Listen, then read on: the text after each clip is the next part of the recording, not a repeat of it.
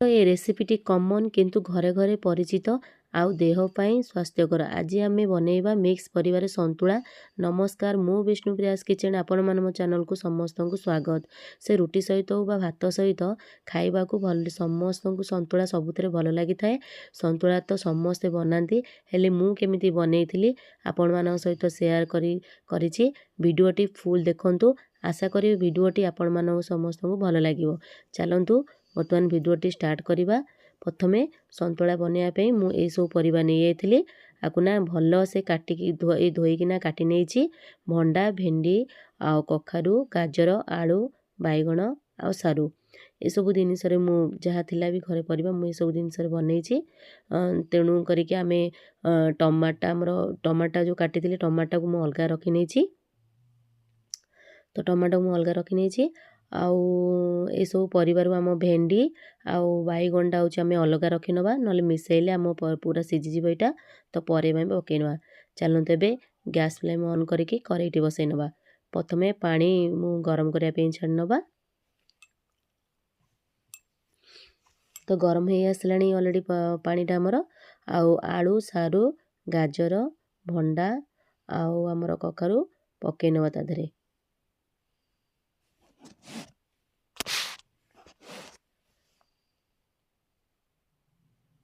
सबना पकईकी आपको सिझेवा को छाड़ नवा।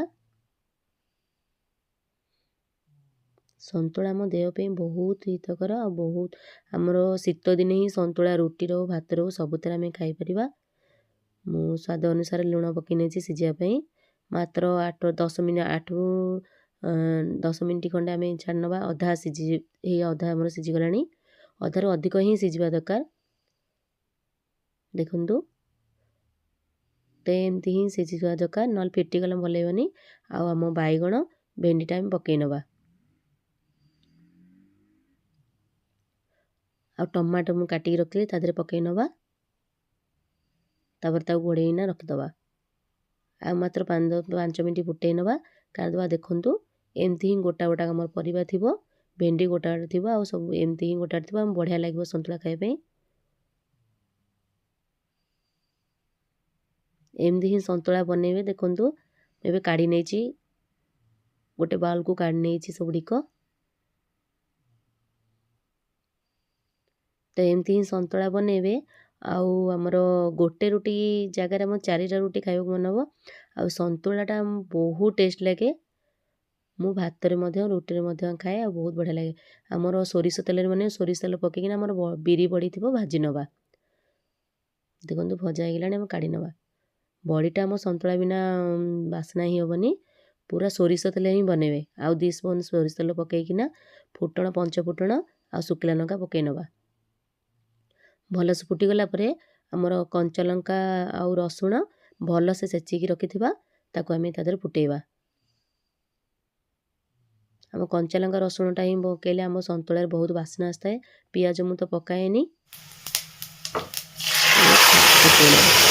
केते सुंदर आम सांगे सांगे फुटेला बेले ही तार घोड़े नेबे ना ता बास्नाटा पड़ेले संतुला संतुला बेले लागोनी। देखो बहुत सुंदर देखा आम संतुलाटा। बढ़िया कलर देखा होगलानी। आमर बंद कला बेलू आम बिरी बड़ी थी जो भाजी रखते पकई नवा। गैस फ्लेमटा को बंद करनवा। आ धनिया पत्र पकई नवा। बिरी बड़ी पकई जमा फुटेबेनी।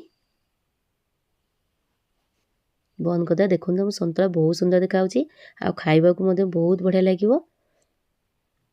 तो अभी आमर गोटे काच बाउल को आम काढ़ी नवा संतुला को। आपण मैंने निश्चय मत कमेंट करें तो मो संतुला रेसिपी केमिति लागिला।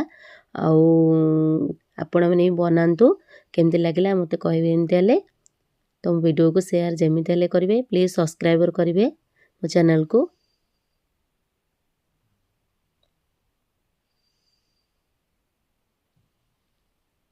देखो संतुला बहुत सुंदर देखा। किसी भूल होते मत क्षमा करदे। रही नमस्कार।